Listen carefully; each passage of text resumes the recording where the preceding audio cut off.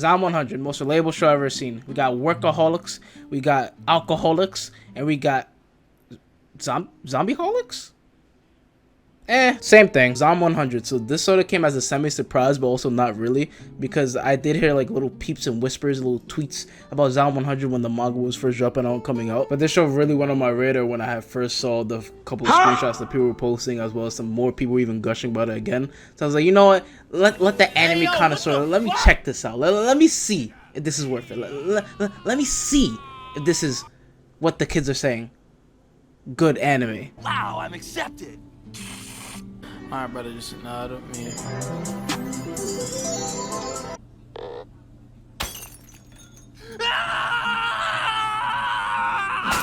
Oh yeah, this is pretty good. From the important topics of mental health, fatigue, and as well as just getting overworked to hell, especially when it comes to the terms of people overseas in Asia or Japan, or the case may be. When I do hear a lot where they do get overworked, they do get over fatigued, and also in certain sad situations they may want to end their life in GTA 5 RP server, and really just wishing anything would happen in their life just to fix or even just change what they're going through right now in their life, which anyone can relate to at this point. Is that a fucking zombie? Enough with the sad undertone. That's for fucking losers.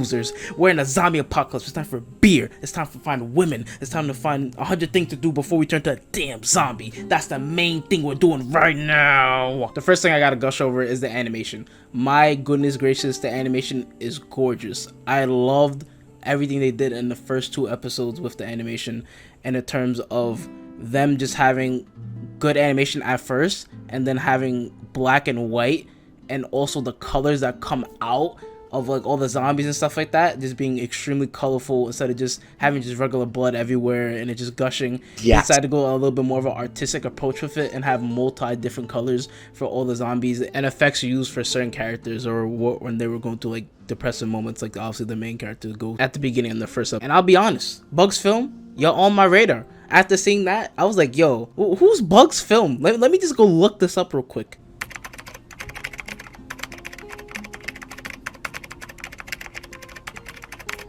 And my detective work of 1 second of typing this shit up, this is their first ever project. This project is amazing. So far, these first 2 episodes, they killed it.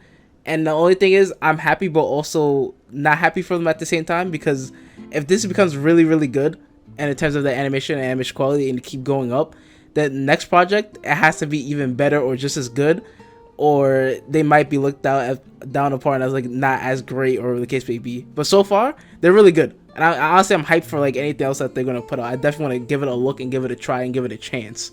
Almost 3 minutes into this video, 7 went over the story.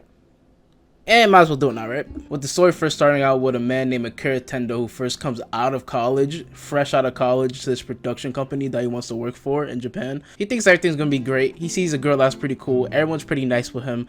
So he then, after work, he goes with everyone to like a little bar, or the cases. They hang out for only probably like an hour, 2 hours. And this is all just right after work.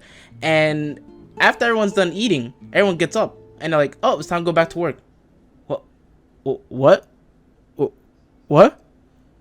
He then proceeds to go back to work, and he works multiple overtime hours, like almost to the point of like other people working 150 overtime hours, other people working 220 overtime hours, all this crazy shit. So now he doesn't even have a time to like breathe, drink, sleep, eat, and then come to find out too, the girl that he actually really likes is a mistress for the boss. None of you motherfuckers don't care enough about a brother to even just see what's going on in the life. Sometimes you could need a hug or something, you know what I'm saying? So then he's now, actually no, I won't even make the low hanging fruit of like an Adam 22 or Sneeko joke, but my man's give it up, go for someone else completely, please. Now after a few years, after all this nonsense has been going on for so long, he feels so tired, so fatigued from everything. He's had thoughts of, obviously like I said before, suicide, as well as just the thought of like, hey, me watching this movie of a zombie movie, what if that actually happened in real life? That'd be 100 times better. It would be so much better.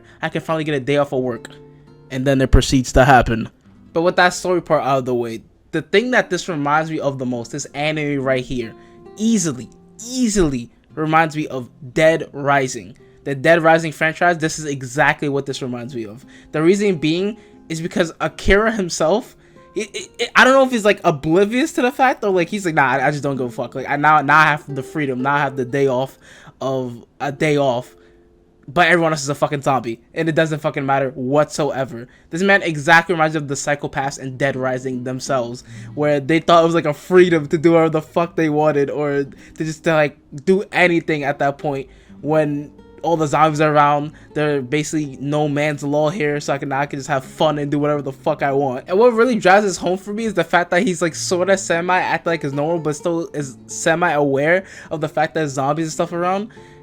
But he also like goes over to his crush's house, and then he sees obviously that she's a zombie, but also the boss is there. You know, is like a little messed up colory zombie and shit like that. He knocks him like out of the building like Mach 10 speed, and then he admits his like whole feelings to his zombie crush, and then he like dips out, and it's like it's hilarious. I know it's played up for jokes, but at the same time he just reminds me of Dead Rising so much. He's like a psychopath, but like a semi-psychopath, you know what I mean? The last thing I will say is I do love the idea of him making the book of like, hey, 100 things to do before I turn to a zombie, make it sort of like a bucket list, like before he turns to a zombie. And I feel like it leaves it open-ended to the fact of like, hey, if he does these 100 things, is he gonna find like a reason to live and make like another 100 things, or have another reason to live and not want to become a zombie, or does he want to become a zombie? It just leaves a lot of things open-ended or for interpretation. And I do really like that at the end of, I believe, episode 2. Oh wait, hold on. One more thing, my fault. I do also love the fake outs that they have with the movies, where they have it like, I think it was one time where I thought it was actually like one of the movies that he was watching, and it wasn't like IRL, but it actually turned actually being IRL, just like a neighbor downstairs, where it looked like they were doing the cliche drama, like, oh my goodness, it's so many zombies, we're all gonna die. Oh. But it was actually real. He's like, oh, hello, how you guys doing? And then also later, then they caught me with like another fake out, like, oh, it actually is a movie that he's watching, or a movie that he has seen before, which I also thought was pretty cool. But all in all, to be honest, this character right here, he just like me for real.